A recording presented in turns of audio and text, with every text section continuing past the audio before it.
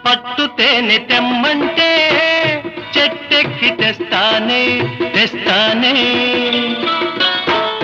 మిన్నాగు మణినైనా పుట్టలోంచి తీస్తానే తీస్తానే